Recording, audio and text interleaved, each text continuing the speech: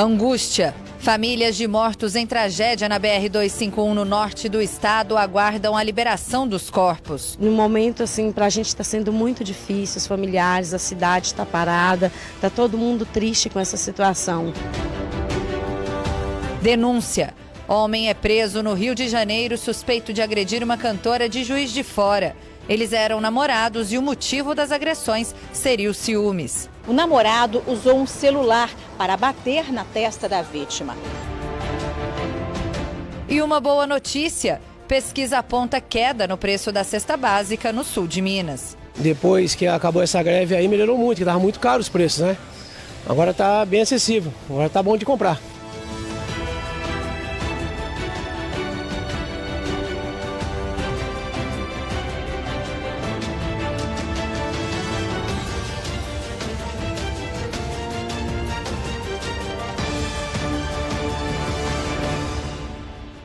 Olá, boa noite. O Mais Notícias desta terça-feira começa mostrando que um dia depois da tragédia na BR-251 em Francisco Sá, no norte de Minas, os parentes das vítimas aguardam no IML de Montes Claros para reconhecer os corpos. 8 pessoas morreram e mais de 50 ficaram feridas no acidente. Os mortos tinham entre 23 e 71 anos, 6 deles eram da mesma cidade. Na porta do IML, as famílias esperavam pela liberação dos corpos. Leidinalva é parente de mãe e filha que estavam em um dos carros envolvidos no acidente. Celina Ribeiro de Lima, de 71 anos, e a filha, Nelly Ribeiro, de 36, saíram de Rio Pardo de Minas para fazer um tratamento médico em Montes Claros. Muito triste. E o mais triste é a gente chegar, que a gente veio na esperança de encontrar algo ainda que pudesse fortalecer a gente, porque é um momento muito difícil. E chegar aqui e deparar com a situação que foi os corpos, da maneira que nós encontramos. E no momento, assim, para a gente está sendo muito difícil, os familiares, a cidade está parada, está todo mundo triste com essa situação. Parentes das vítimas tentaram reconhecer os corpos, mas não conseguiram. A liberação só deve ocorrer depois do exame de DNA, que será feito na capital mineira. As guias de perícia e de necrópsia já foram requisitadas e encaminhadas para Belo Horizonte. Em princípio, os corpos não tiveram possibilidade de serem identificados, então serão feitos exames de comparação de DNA para que a gente possa fazer a restituição dos corpos às famílias. No total, 8 pessoas com idades entre 23 e 71 anos morreram. 3 homens e 5 mulheres. 6 vítimas eram da mesma cidade. Na página oficial, a Prefeitura de Rio Pardo de Minas decretou luto oficial de 3 dias. Já a Natália Araújo de Almeida era de Salinas e tinha 23 anos. A jovem era formada em ciências biológicas, pós-graduada e cursava mestrado. Nas redes sociais, Natália se mostrava uma menina religiosa e sempre ligada nos estudos. A faculdade também se manifestou pelas redes sociais. O acidente foi na manhã de ontem na BR-251, no trecho conhecido como Serra de Francisco Sá. Segundo a Polícia Rodoviária Federal, uma carreta com problemas mecânicos parou na pista e houve um pequeno congestionamento. Uma outra carreta carregada com melões não percebeu e atingiu os outros 10 veículos, entre eles um ônibus com 46 passageiros. Mais de 50 pessoas ficaram feridas. 3 homens continuam internados, um em Francisco Sá e os outros 2 em Montes Claros. O policial militar Rafael Pedro Santana, de 25 anos, filho de Dona Maria Francisca, que morreu no acidente, e o estado de saúde dele é considerado gravíssimo. Ele é um paciente que está sendo assistido por uma equipe multidisciplinar, acompanhamento da plástica. É um paciente classificado como grave, porque ele é classificado como um grande queimado, com a superfície corporal queimada em torno de 75%. E hoje à tarde, um homem de 41 anos ficou gravemente ferido em um acidente na BR-491, em Paraguaçu, no sul de Minas. Uma carreta carregada com milho seguia de Alfenas, sentido Paraguaçu, quando perdeu o controle da direção em uma curva e tombou em cima de um carro. O motorista do veículo, Marcelo de Paula Nogueira, foi socorrido em estado grave e levado para o Hospital Alzira Velano, em Alfenas. O condutor da carreta teve ferimentos leves e não precisou de atendimento médico. E um homem de 33 anos foi preso depois de descumprir uma medida protetiva que determinava que ele não se aproximasse da própria mãe de 70 anos em Juiz de Fora. Segundo a Polícia Civil, o homem é viciado em drogas e, para conseguir dinheiro para comprar as drogas, ele já teria agredido e ameaçado a mãe. Gabriel Alves da Silva, de 33 anos, teria desrespeitado uma medida protetiva para ficar longe da mãe dele e foi preso. Ele é suspeito de ameaçar, agredir e causar prejuízo financeiro à mãe, uma idosa de 70 anos. Gabriel foi preso assim que deixou o hospital onde estava internado, por conta da dependência química.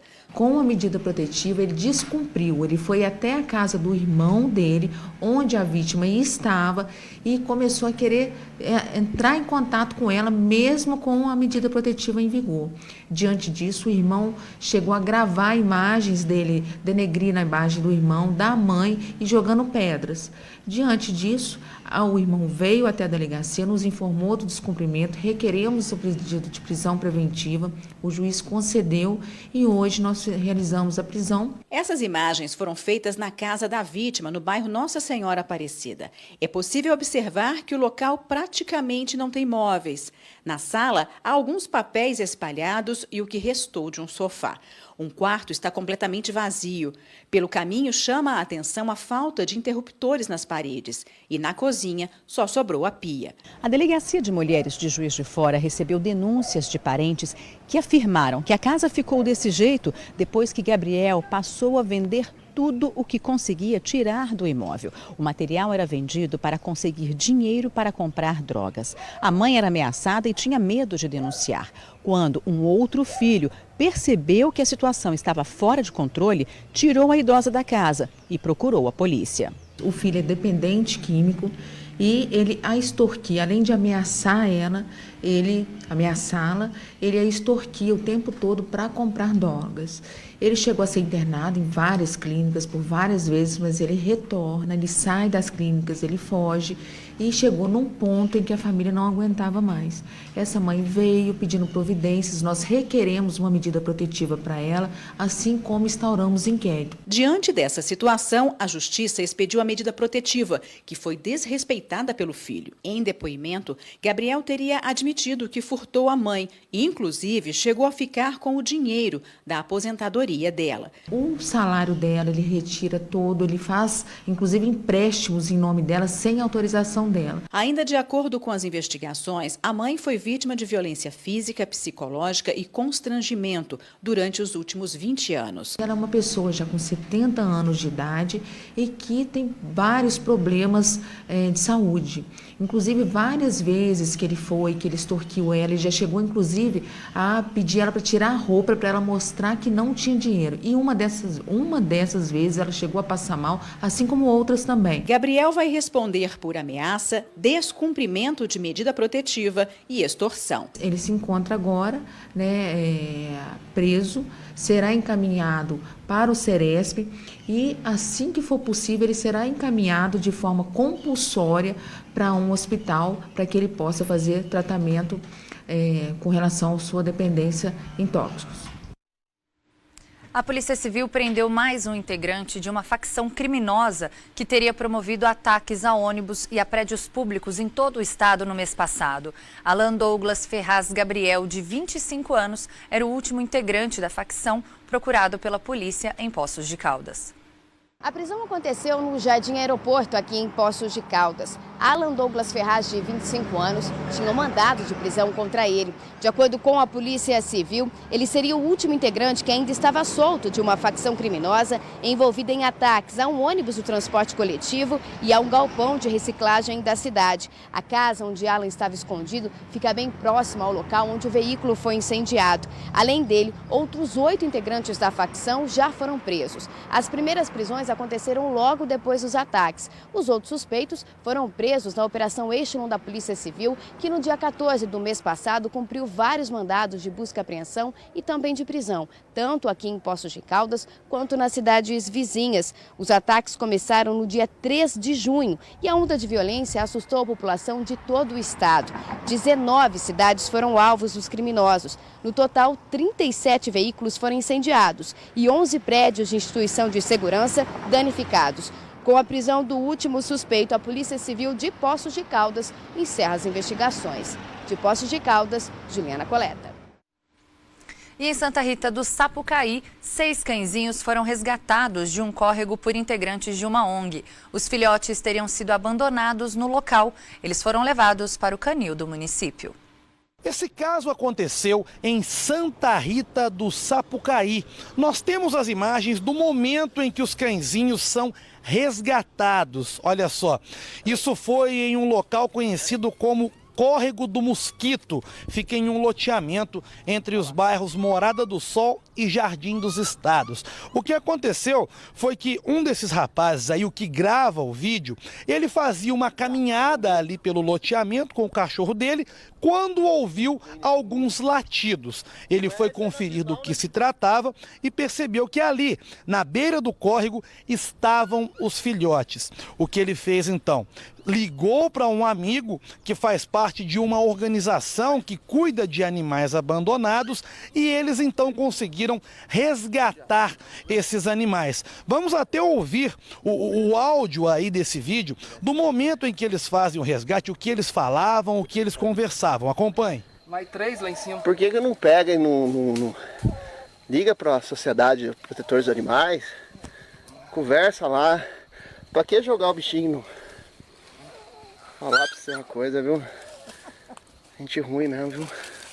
Esses cães, então, foram levados para o canil municipal. Segundo uma avaliação preliminar, todos estão em perfeito estado de saúde. O que acontece agora? Eles ficam lá à espera de voluntários que possam oferecer um lar provisório, onde esses animais serão bem cuidados, receberão carinho, até que possam ser adotados em definitivo. Pode ser por essas próprias pessoas que ofereceram o lar provisório, ou por outras pessoas que tenham interesse e procurem lá o canil municipal de Santa Rita do Sapucaí. É isso, voltamos aos estúdios. Ainda bem que tem quem resgata, né, esses cachorrinhos e animais abandonados. Uma cantora de Juiz de Fora afirma que foi agredida pelo namorado. O caso teria acontecido hoje de madrugada em um apartamento no centro do Rio de Janeiro. Logo depois da agressão, Sandra Portela trancou o companheiro no apartamento e chamou a polícia. Em seguida, ele foi preso. Para a nossa equipe de reportagem, a sambista disse que Hugo Leonardo Parreira, de 40 anos, é muito ciumento e esse teria sido o motivo da agressão. A foto da cantora ferida repercutiu nas redes sociais. Sandra Portela, de 43 anos, postou durante a madrugada uma mensagem dizendo que estava na delegacia para registrar um boletim de ocorrência. Em outra postagem, ela explica que foi bem atendida pela Polícia Civil, fez exame de corpo de delito e foi encaminhada ao Hospital Souza Aguiar, onde recebeu 3 pontos na testa. A sambista afirma que está bem na medida do possível e que Hugo está preso. Ela se refere ao namorado Hugo Leonardo Parreira, de 40 anos. Os dois se conheceram em eventos carnavalescos em Juiz de Fora e estavam juntos desde 2014. A cantora está muito abalada e disse que, por enquanto, prefere não dar entrevista. Ela contou por telefone que as agressões foram dentro do apartamento onde mora, no centro do Rio de Janeiro. O namorado usou um celular para bater na testa da vítima. Sandra disse que o relacionamento do casal era conturbado. Ela foi vítima de agressões antes, mas nunca denunciou. A sambista disse ainda que Hugo sempre foi ciumento e tinha o hábito de conferir todas as mensagens que ela recebia, pelo celular e pela internet. Para escapar das agressões, a cantora chamou a polícia depois de trancar o namorado dentro do apartamento. Quando os militares chegaram, o homem justificou o que tinha feito, dizendo que perdeu a cabeça e bateu na namorada. Sandra começou a cantar em eventos em Juiz de Fora e está no auge da carreira. A sambista tem se apresentado por todo o Brasil e acaba de ser indicada ao Prêmio da Música Brasileira 2018. Ela vai disputar a categoria de Melhor Cantora com Leci Brandão. Ela também tem participado de programas de TV e foi entrevistada no Mais Estilo, da Rede Mais Record TV, em outubro do ano passado. Ritmo, batuque, tambor, vovó rodando a saia, dona da gira, misipi, saravá, pita, cachimbo, arruda e guiné. Fotos postadas nas redes sociais mostram que o casal costumava viajar junto para as apresentações. Declarações de carinho e de amor eram frequentes entre os dois, mas na intimidade as discussões eram comuns.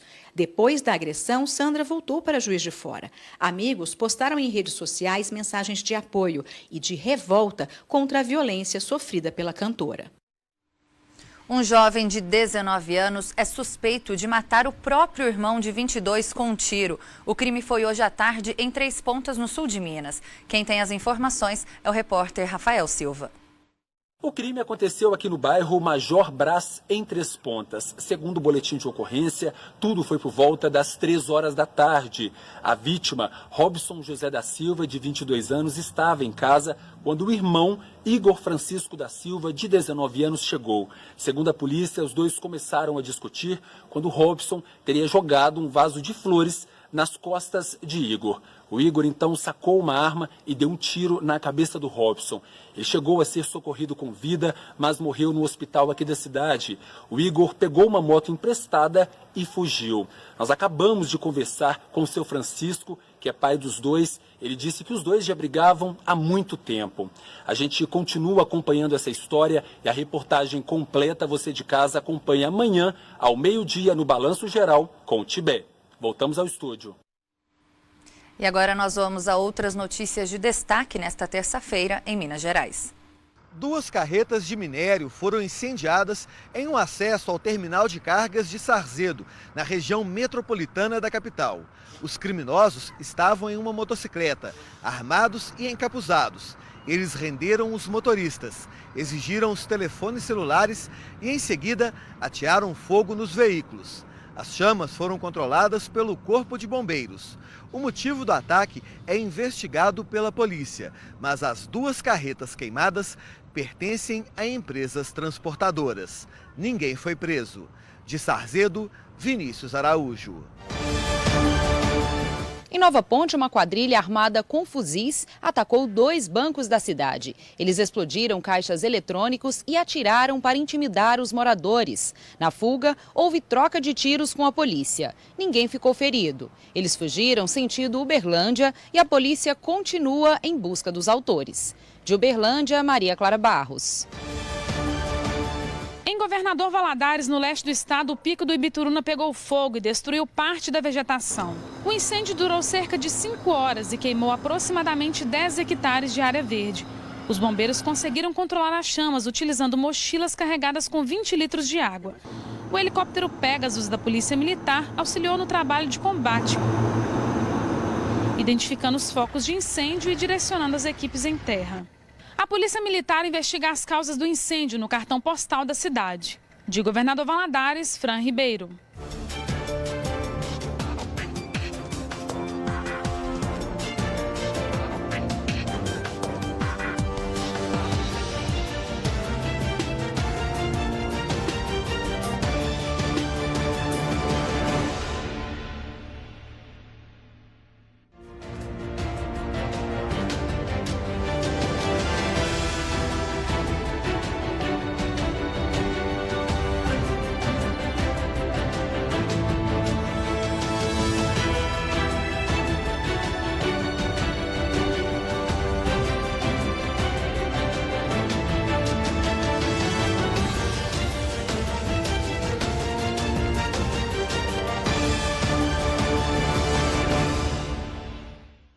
Muitos motoristas de Poços de Caldas estão indo abastecer no interior de São Paulo.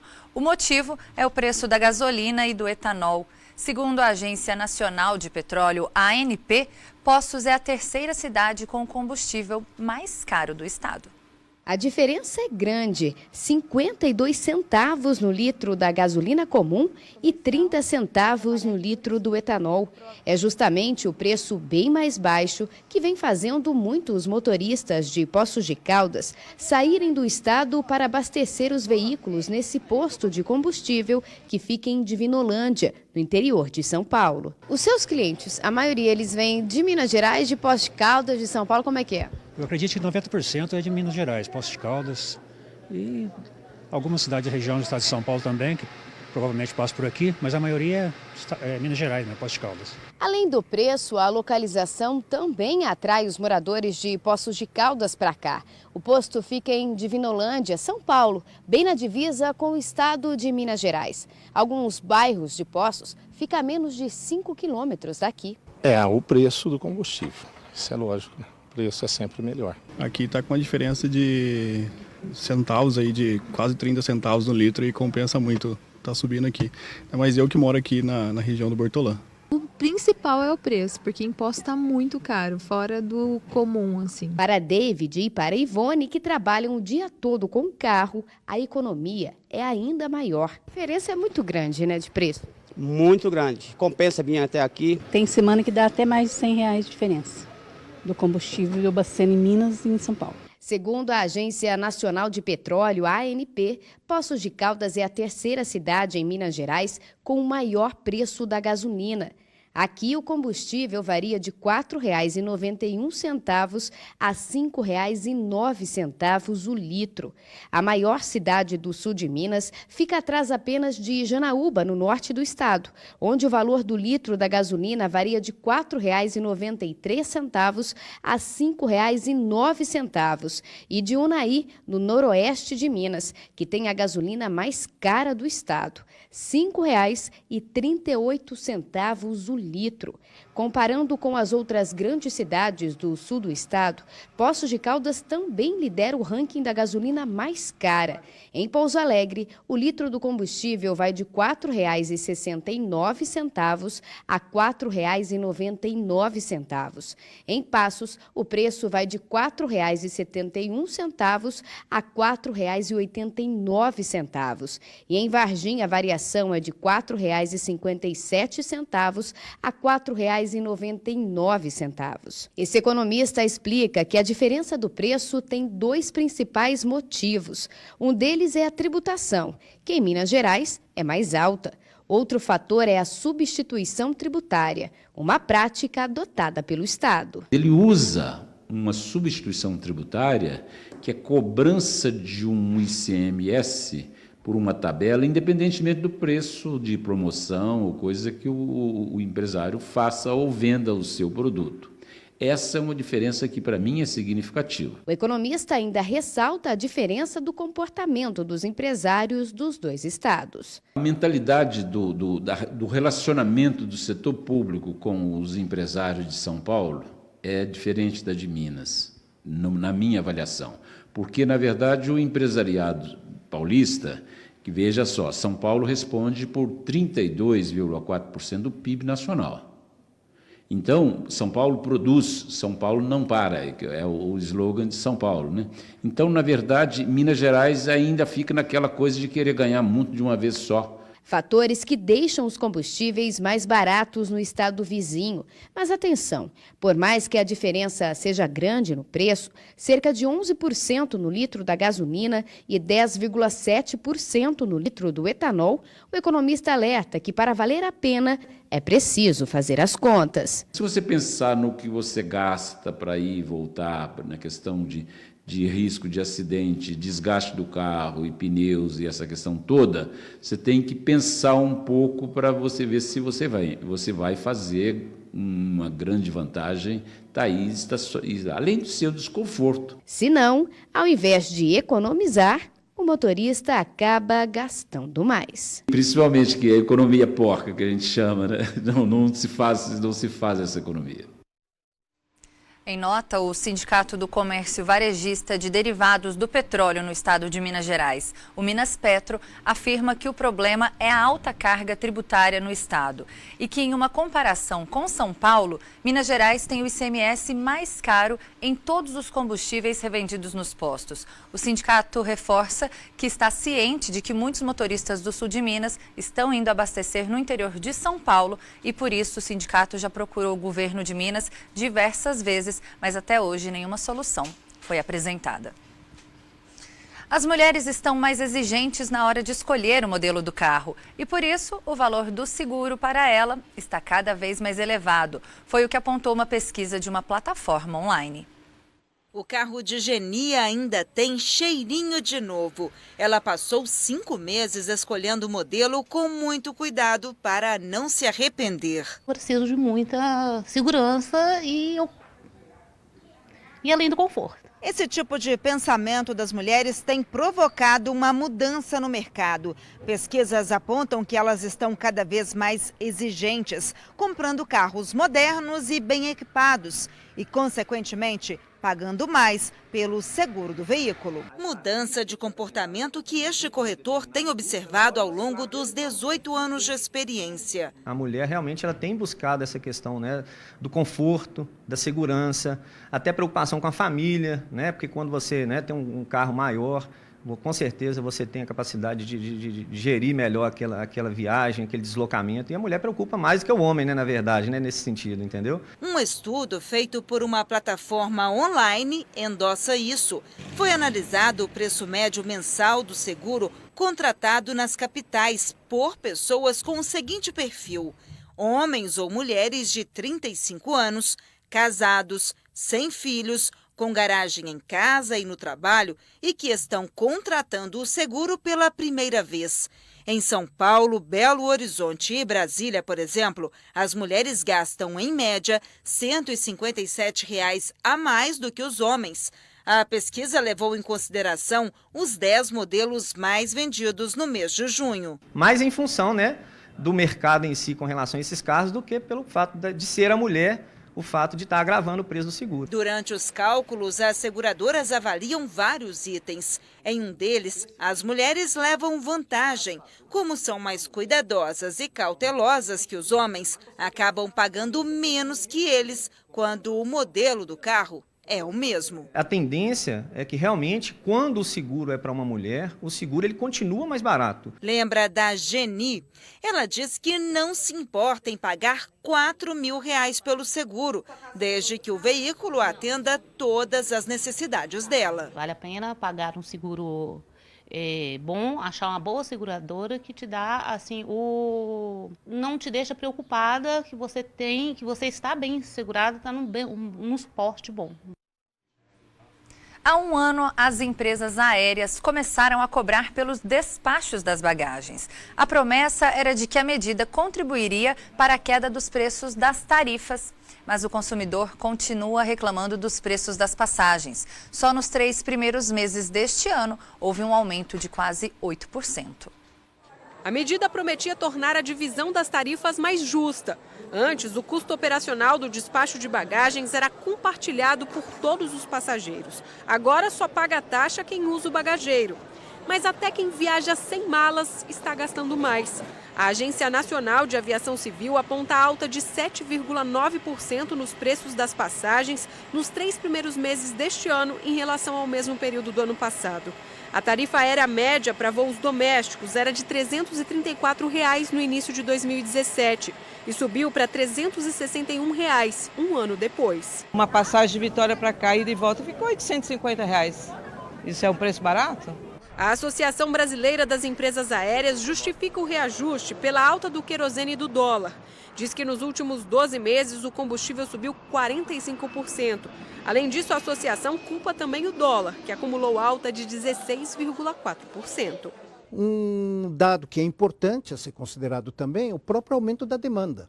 Então, à medida que há uma demanda maior do que a oferta, naturalmente os preços tendem a aumentar. Um detalhe importante a ser considerado é que o valor da bagagem despachada, comparativamente ao custo da operação ou do serviço prestado, é relativamente pequeno.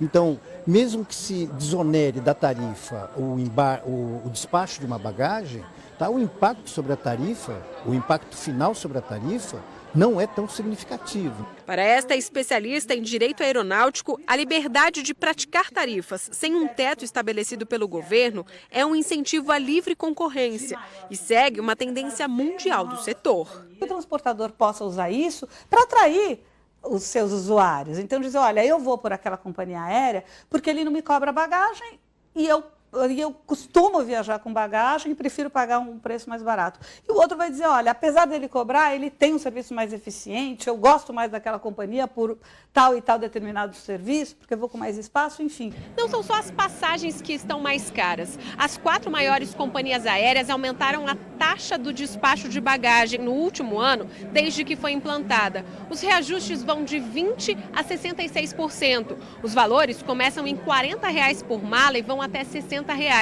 Isso se a reserva tiver sido feita no ato da compra da passagem. À medida que você tem 4 grandes dominando todo o mercado aéreo, praticamente todo o mercado aéreo nacional, isso pode eventualmente levar a um conluio entre as empresas. Mas aí vem o papel do CAD, né, do Conselho Administrativo de Defesa Econômica, para evitar que esse tipo de conluio aconteça. No balcão de check-in, os preços por bagagem são ainda mais altos. Em algumas empresas, as tarifas das segundas e terceiras malas despachadas são mais caras, R$ 70 e R$ 80, respectivamente. Sebastião gastou R$ 60 para despachar a bagagem, além de mais R$ 20 para poder viajar ao lado da esposa. Vai onerando em cima de coisas que são desnecessárias cobrar mais. Uma vez que você já comprou a passagem, já pagou e até deu a preferência, de repente, para uma determinada empresa, né? Para a Cristina, a cobrança da bagagem não faz sentido. Ela diz que falta a estrutura das empresas aéreas para o esquema. Todo mundo vem com a mala pequena. Quando você chega lá, o voo, que é para 100 e poucos lugares, não tem onde pôr a mala de todo mundo. Aí eles querem gratuitamente que você despache a sua mala. Então, que sentido tem cobrar de você se na hora de você voar e não tem lugar para colocar, ela despachar a sua mala? Exigir que se cobre a bagagem, se imputa de novo o valor da bagagem na passagem, é exigir que se faça o preço pela média, porque não existe serviço gratuito. Então, o que acontece quando isso está embutido na passagem de uma forma geral, que é o que muitos setores de defesa do consumidor têm exigido, é que o passageiro que viaja sem bagagem vai pagar por uma bagagem que ele não está transportando.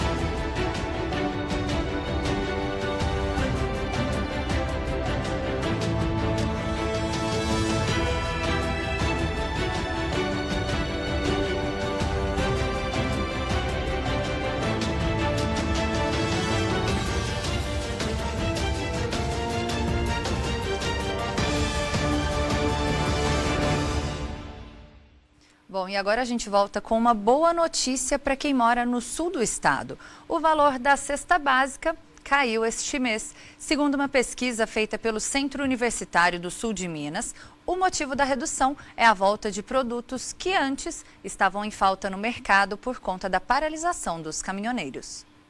Fazer a compra do mês está mais barato no sul de Minas. É o que afirma uma pesquisa feita por um centro universitário de Varginha. Itens da cesta básica que estavam mais caros no último mês, agora já podem ser encontrados por valores menores. A redução representa cerca de 8% do valor total da cesta básica. Reginaldo, o que você percebeu no preço da batata aqui hoje? Agora caiu bem, né?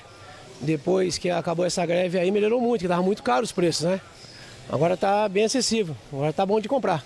Tudo assim diminuiu bastante mesmo. Para este economista, com o aumento da oferta de produtos, os preços tendem a cair. Após a recomposição e o reabastecimento geral aí pós greve dos caminhoneiros, nós percebemos uma queda generalizada de quase todos os produtos da cesta básica, com ênfase principalmente nos hortifrutigranjeiros. O resultado disso foi agora uma deflação no mês de julho, em torno de 8,09%. A batata, por exemplo, chegou a ter um aumento de quase 40% no mês passado. Agora, ela já está cerca de 20% mais barata em relação ao maior preço praticado nos últimos 30 dias. A batata, que foi a grande vilã da inflação que aconteceu em junho. O que a gente pode esperar? Caso não ocorra nenhum outro fator externo mais grave ou nada que fuja da normalidade do mercado, nós podemos esperar uma acomodação desses preços nos próximos meses agora e principalmente uma menor variação desses preços, ou seja, não esperamos grandes mudanças de índice como foram nesses últimos 2 meses. Ainda de acordo com a pesquisa, em Varginha também houve queda de 29,76% no preço do tomate, 11,94% no preço da banana, 11% no preço do feijão e 8,73% no valor da carne. Esses preços dependem muito da oferta e da demanda. E atualmente o que mais está impactando é a oferta, ou seja, a disponibilização desses produtos para o consumidor. Então, alguns produtos realmente nesse período agora, que estão em entre safra, tendem a aumentar de preço. Já os produtos que estão na época da safra e do aumento da oferta tendem a diminuir de preço. Mas nem todos os produtos apresentaram baixa nos preços. Alguns deles, muito pelo contrário, aumentaram. É o caso do arroz, o que é justificado pelo período de entre safra, também da farinha de trigo, por conta das variações no câmbio, já que boa parte do trigo vendido no Brasil vem de fora do país. E principalmente esse produto aqui, ó, o leite integral. Foi o que mais subiu. Há 2 meses, uma caixinha como essa aqui, de 1 litro, era encontrada nas prateleiras por R$ 2,80, no máximo R$ 2,90. Hoje, ela não sai por menos de R$ 3,60. O leite integral, que foi a maior aumento, e já são 2 meses seguidos de aumento do leite integral, e isso era até certo ponto esperado, porque nesse período de seca é um período que realmente a produção do leite ela cai, e isso faz com que o preço aumente. Em Poços de Caldas, a última pesquisa divulgada aponta que os preços dos produtos da cesta básica caíram 3,53%. Já em Juiz de Fora, na Zona da Mata, a realidade é diferente do sul do estado. Segundo dados do Procon, houve um aumento de 8,31%, o que representa R$ 27,55 a mais no valor da cesta. O Procon de Montes Claros não forneceu informações sobre o assunto. A transferência de um empréstimo de um banco para outro, chamada de portabilidade, está em expansão nos últimos anos no país. Juros mais atraentes e a concorrência explicam esse crescimento. Mas é preciso ficar atento às taxas cobradas pelas instituições antes de fazer a mudança. Este empresário fez um empréstimo no valor de R$ 60 mil no final de 2016 para investir no salão de beleza dele. Já tinha pagado 14 parcelas quando optou por trocar de banco para ter uma taxa de juros mais baixa. E conseguiu. E junto com o gerente a gente observou que, caindo um pouco os juros, a gente pagaria bem menos do que a gente estava pagando. No total, você conseguiu economizar quanto? Em torno de R$ 4.800. A transferência de empréstimos de um banco para outro cresceu quase 100% no ano passado, em comparação a 2016. Foram mais de R$ 2 milhões de transações desse tipo. E a portabilidade segue em expansão, segundo o Banco Central. Em 2017, foram realizadas 2 milhões e 100 mil portabilidades. O valor movimentado chegou a 16 bilhões e 900 milhões de reais. Nos 5 primeiros meses deste ano, já foram realizadas 1 milhão e 300 mil transferências. O volume chegou a 990 milhões e 500 mil, um crescimento de 59,5% em relação a 2017. A maior parte dos empréstimos transferidos é crédito consignado. Ele é mais fácil por não ter vinculação com carro e casa. A taxa máxima dos empréstimos para aposentados e pensionistas é definida pelo INSS. O governo também define a taxa máxima para servidores públicos federais. Esta advogada explica alguns motivos para o crescimento da portabilidade. Chegaram novos bancos, as fintechs, os bancos na internet, e também houve um pequeno aumento da concorrência. E muitas vezes até os bancos eles querem ter essa portabilidade como um novo nicho de negócio. Mas ela faz um alerta. É preciso ficar atento ao valor total das taxas pagas ao banco para saber se realmente vai valer a pena a transferência. Importante, antes do consumidor decidir se vai mudar ou não, do banco pesquisar qual que é o custo efetivo total daquela modalidade de empréstimo. É todo o custo da operação, incluindo taxa de juros, taxas bancárias, impostos, tudo aquilo que foi cobrado no empréstimo. Então, para ver se vale a pena, o consumidor tem que saber se esse custo é maior ou menor o contrato original. A Marildo, que optou pela portabilidade, sabe disso e está sempre vigiando o valor dos juros. Minha maior preocupação é estar sempre acompanhando, né, na hora de fazer algumas antecipações financeiras, conferir o extrato para ver se alguma coisa alterou. Não é fácil, tá? É um crédito que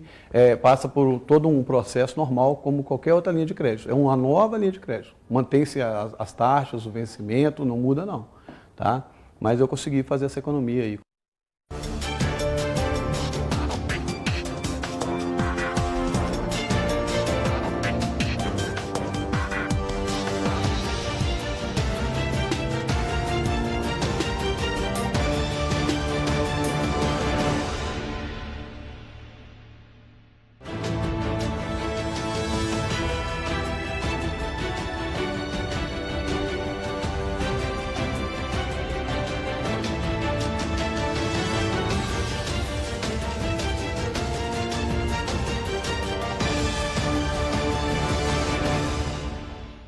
Agora a gente fala de saúde. Em todo o país, cerca de 50 mil brasileiros aguardam por um transplante de órgãos.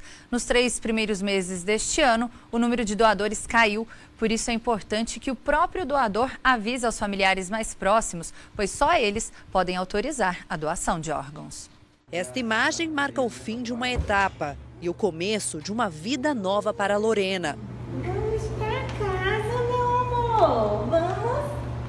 Depois de 8 meses internada, Lorena finalmente vai voltar para casa com o melhor presente que poderia ter recebido, um coração novo. Vamos para casa poder brincar muito. Vamos? Eita! Vida nova, assim, a gente saber que Lorena renasceu, né? É saber que ela vai poder brincar, é saber que ela vai poder correr, é saber que ela vai poder estudar. Apenas um transplante poderia salvar a vida da bebê de 1 ano e 4 meses. Ela nasceu com uma doença rara, a má formação do músculo do coração. Lorena chegou a usar um coração artificial, mas essa solução era provisória e era preciso correr contra o tempo. A mãe, Larissa, fez uma campanha pelas redes sociais. Em 6 meses, o doador apareceu. A questão da doação de órgãos, ela precisa ter um peso adequado. Então, assim, Lorena estava com quase 6 quilos. Ela poderia transplantar até 3 vezes a mais o peso dela. Teria que bater a tipagem sanguínea. Então, assim, a criança que ela recebeu o coração, a criança tinha 10 quilos. A tipagem sanguínea era a mesma tipagem sanguínea da Lorena. Então, assim, foi tudo perfeito, tudo encaixado direitinho para que ela recebesse esse coração tão esperado. No caso de Lorena, a espera pelo coração até que foi rápida. A família do doador, sem saber que poderia ajudar, acompanhava a história de Lorena em vídeos que a família postava nas redes sociais. Até que um dia, uma fatalidade aproximou as duas famílias e o novo coração de Lorena finalmente começou a bater. Mas atitudes assim são cada vez mais raras. A Associação Brasileira de Transplante de Órgãos divulgou que nos 3 primeiros meses deste ano, o número de doadores diminuiu cerca de 2,7% em relação ao mesmo período de 2017. Esse é um dado parcial, mas obviamente não é uma boa notícia. Nos preocupa no sentido de ter uma diminuição, apesar que uma diminuição discreta. As estimativas apontam que hoje no Brasil, mais de 50 mil pessoas aguardam na fila por algum tipo de transplante. Os órgãos mais procurados são o rim, depois o fígado e em seguida o coração. Mesmo com esses números alarmantes, o Brasil é o 2º país no mundo que mais realiza transplante de órgãos. Os destaques são os estados de São Paulo, Rio de Janeiro e Paraná. De 2010 a 2017, o número de doadores cresceu 69%. Isso representa 16 doadores para cada 1 milhão de pessoas. Um índice que poderia ser ainda melhor. Cerca de 43% das famílias se recusam a doar órgãos. Se a pessoa que faleceu teve a oportunidade de, durante a vida, conversar com a sua família que gostaria de ser doador, certamente isso facilita também muito a decisão da família numa hora tão dura como essa. Doar órgãos é poder dar a chance de outra pessoa viver, né? É pensar no próximo, é ter amor ao próximo e saber que aquela pessoa vai viver mesmo diante de tanta dor. Agora uma questão que assusta muitos pais de primeira viagem. Afinal, se o leite faz mal ao bebê, como ele vai se alimentar? Para mães de filhos alérgicos, o maior desafio ainda é a falta de informação no rótulo dos produtos. Docinhos, bolos, cupcake. Na casa da Roberta é sempre uma festa. Tudo feito sem leite e pronto para acompanhar as crianças, seja na escola ou no aniversário de um amiguinho. É que a Helena, de 6 anos, e o Lúcio, de 4, são alérgicos à proteína do leite de vaca. E a mamãe prendada faz de tudo para contornar a situação com sabor e proteção. A gente brinca que nós somos marmiteiros, a gente carrega a marmita para todo lugar, o lanche possível, mais semelhante ao ambiente para a criança se sentir mais à vontade. E viagens a mesma coisa. Mas nem sempre foi assim. Até conhecer o diagnóstico da filha mais velha e começar a mudar a rotina de toda a família, foi bem difícil. A gente não achava o que fazer, pensava que nossa filha ia ser isolada e a gente pesquisou, né? A gente reuniu, eu descobri grupos de mães em redes sociais que me ajudou muito e foi a hora que a gente viu que era só ter calma. A mãe conta que tirar o leite e derivados da dieta nem é tão complicado. O problema está nos traços, aquela pequena quantidade do produto que pode acompanhar os alimentos industrializados. A Helena já sabe. Não como bolo, não como brigadeiro. Se qualquer coisa lá só tiver docinho e bolo que eu não gosto, minha mãe leva na lancheira. Esse tipo de alergia ocorre quando o substrato imunológico da criança reconhece a proteína do leite. Mas qual a diferença entre alergia e intolerância? E por que será que esses problemas parecem ser mais comuns nos dias de hoje? Este médico nutrólogo diz que a resposta pode estar nas alterações no leite que é consumido. Muito disso por conta dos aditivos alimentares que são colocados, no caso do leite, para aumentar o seu prazo de validade. E todos esses aditivos alimentares, que chega a ser cerca mais de 10 produtos industrializados, que vêm para mudar um pouco o sabor, aumentar o prazo de validade, tem feito uma reação realmente prejudicial à saúde do ser humano. Segundo ele, é importante estar atento aos sintomas. São eles que vão apontar se é sensibilidade, alergia ou intolerância. Coceira, irritabilidade, quando é um bebê ele pode chorar, ficar muito agitado, pode também ter manifestações gástricas, ou seja, distensão abdominal, gases, alterações na qualidade ou quantidade fecal, o intestino pode ficar preso, pode ficar solto.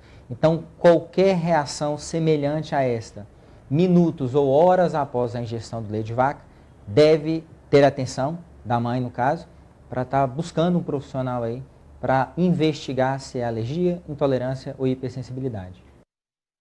Pela primeira vez desde 1990, o Brasil teve aumento na taxa de mortalidade infantil.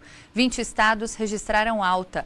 A taxa maior foi na Bahia, Amazonas, Amapá, Piauí, Pará e Roraima. Os dados divulgados pelo Ministério da Saúde se referem ao ano de 2016. Os números mostram que a cada 1.000 nascimentos foram 14 mortes, um aumento de 5% em relação a 2015. Ainda segundo o Ministério, a epidemia do vírus da Zika e a crise econômica que afeta o país são os motivos do crescimento. Mas esses não são os únicos problemas, alertam os especialistas. O mais grave hoje é realmente o desinvestimento, ou pouco investimento que se tem dado ao cuidado com essa criança. Então, muitas crianças morrendo por causas evitáveis, pneumonias, diarreia, desnutrição. Grávida de 6 meses, Charlene confirma essa falta de estrutura da saúde básica. Aos 36 anos, ela tem uma gestação considerada de risco, por causa também da pressão alta. Encontrar uma unidade de saúde que oferecesse o pré-natal foi uma luta. Em todos os lugares você consegue pré-natal. Eles dão um número, vai no lugar, lhe dão um número da central para você marcar um lugar, ver a área que você mora e na hora você não consegue. Gabriela também teve problemas para fazer os exames enquanto estava grávida. Só quando descobriu que estava esperando os gêmeos, conseguiu um tratamento melhor. Mas aí vieram outras preocupações. O medo de ter elas na rua era constante, né? Falta vacina no posto de saúde, hoje não tem um pediatra para atender. Difícil manter um padrão, né, de saúde sem ter uma mínima condição econômica. O Estado explica que tem investido na qualificação de profissionais de saúde e na implantação de leitos em unidades de cuidado neonatal.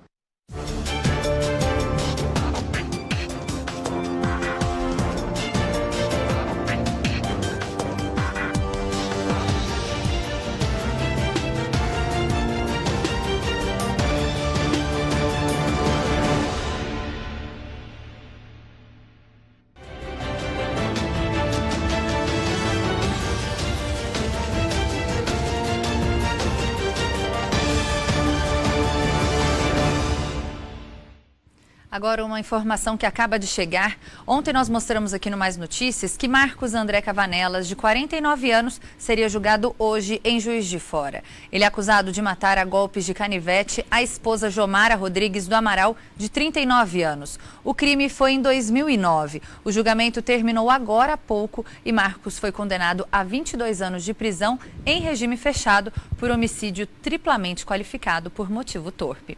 Agora vamos falar de esporte.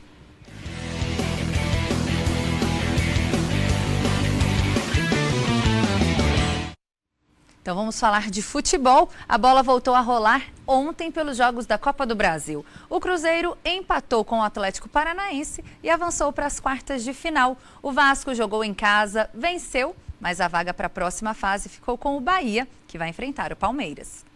Se a missão do Vasco era daquelas quase impossíveis, a torcida fez de São Januário um caldeirão. Mas não estava fácil transformar tanta pressão em gols. Até que Rios sofreu pênalti, que Pikachu cobrou no canto e fez o primeiro gol do Vasco. No segundo tempo, a pressão vascaína não diminuiu. Pikachu levantou a bola na área do Bahia e Andrei usou a cabeça para fazer 2-0. Faltava um gol para levar a disputa da vaga para os pênaltis e Thiago quase fez contra. O Bahia sofreu, mas soube administrar a vantagem conquistada no primeiro jogo do confronto para eliminar o Vasco. E além do tricolor baiano, também teve time mineiro que passou de fase na Copa do Brasil. Em Belo Horizonte, Cruzeiro e Atlético Paranaense fizeram um primeiro tempo sem grandes emoções. Na segunda etapa, depois de tanto tentar, os donos da casa abriram o placar com o uruguaio Arrascaeta. Minutos depois, o Atlético buscou o empate com Bergson, que bateu forte no canto de Fábio. Os mineiros tinham a vantagem do empate por terem vencido a primeira partida em Curitiba e agora enfrentam o Santos na próxima fase da Copa do Brasil. E a nova contratação Celeste, o Pirata Barcos, assistiu à classificação do Cruzeiro no Mineirão. Após o jogo, o técnico Mano Menezes disse que vai decidir com calma quando será a estreia do atacante. A diferença de nível do futebol brasileiro para o futebol equatoriano, acho que não é nenhuma ofensa para ninguém, estou falando na média dos clubes, né? Então estamos avaliando para fazer com segurança. Tudo que não pode acontecer, um jogador como ele chega, você não coloca nas condições ideais, daqui a pouco já coloca em campo, aí não joga bem, aí a avaliação você sabe como é, né? Para jogar pedra tem bastante gente, para resolver o assunto tem pouca. Como a gente já tem experiência, essa semana nós vamos conversar com ele, vamos pontuar bem essas questões para que as coisas funcionem bem. Pelo Brasileirão, o vice-líder, o Atlético, sonha com o título e o próximo passo desta caminhada será difícil. Enfrentar o Grêmio, atual campeão da Copa Libertadores da América. O Atlético retoma o Campeonato Brasileiro amanhã contra o Grêmio fora de casa.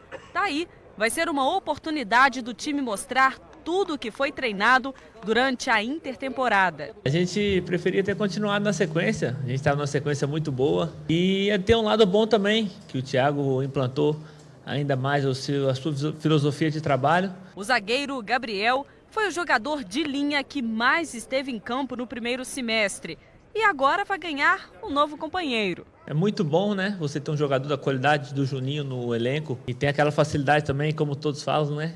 De ser canhoto, de jogar ali do lado esquerdo, até facilita um pouco na saída de bola. Há 6 anos o Galo não vence o Grêmio lá em Porto Alegre. De lá para cá foram 5 jogos, 3 vitórias da equipe gaúcha e 2 empates. Mas e aí, com tantas caras novas no elenco, como será esse reencontro, hein? O que passou ficou para trás, agora vamos tentar fazer uma nova história, encarar esse jogo aí como uma final para a gente se manter na parte de cima da tabela. Por aqui tá rolando muito mistério. O treino do Atlético foi fechado. A imprensa só pôde acompanhar o aquecimento da equipe. E o torcedor, é claro, está na expectativa de ver o potencial dos novos contratados. Desses reforços que chegaram aí, quem que você bota fé? No Tchará. E acho que esse aí é o que está todo mundo contando com ele. E eu acho que ele vai dar a resposta rápida. Falando em mudanças, antes da parada para a Copa da Rússia, José Wellison, um dos novos reforços, vestia a camisa do Vitória da Bahia. Um mês depois, tudo novo. Totalmente diferente, né? A gente estava em outra situação, como você falou, no Vitória. E hoje estamos na segunda posição do Campeonato Brasileiro. Mas e aí, Gabriel, o que a massa alvinegra pode esperar do Galo para esse jogo? Explorar ali também os contra-ataques, já que temos jogadores muito velozes, então a gente está preparado para fazer um grande jogo, respeitando a equipe do Grêmio, mas ir lá e conseguir um bom resultado. E uma ausência que vai fazer falta no Galo vai ser o meia Gustavo Blanco. O cinegrafista da Record TV Minas, Robson Luiz, conseguiu uma imagem do momento em que o Blanco chegou para fazer a fisioterapia. O jogador estava acompanhado de um segurança do Atlético que o conduziu até o departamento médico. O atleta rompeu o ligamento cruzado anterior do joelho esquerdo no começo desse mês e foi operado na semana passada pelo médico Rodrigo Lasmar. A previsão é que Blanco só volte a jogar no ano que vem. Agora nós vamos trazer notícias do futebol internacional. Na primeira entrevista como jogador da Juventus, Cristiano Ronaldo disse que foi fácil trocar o Real Madrid pelo time italiano. O craque português explicou ainda por que escolheu o desafio de jogar num grande clube europeu aos 33 anos de idade. Com um terno italiano, mas falando português durante quase toda a entrevista coletiva. A apresentação de Cristiano Ronaldo foi discreta. E CR7 fez questão de revelar a antiga vontade de vestir a camisa da Juventus. Foi um passo importante na minha carreira. O melhor clube italiano, um clube que está habituado a ganhar, que tem grandes jogadores, um grande treinador, um grande presidente. Foi uma decisão fácil. O contato com os torcedores foi rápido, quando o atacante conheceu as instalações do clube, onde também passou por exames médicos. A euforia dos moradores de Turim é tão grande que até a greve dos funcionários da principal patrocinadora do clube italiano fracassou. A informação era de que os trabalhadores estariam insatisfeitos com o alto valor pago ao jogador, mas apenas 5 dos 1.700 funcionários não foram trabalhar, segundo a montadora. O reencontro de CR7 com a torcida da Juventus será no fim do mês. O melhor jogador do mundo volta para a Grécia, onde ainda vai aproveitar mais 2 semanas de férias. Mas deixou um recado no melhor estilo Ronaldo. Os jogadores com a minha idade vão para outros países, com todo o respeito, Qatar, China. E é um pouco finalizar a carreira, eu não, venho quase a rejuvenescer, estou feliz, venho, como disse anteriormente, para um desafio grande na minha carreira, venho para um clube grande.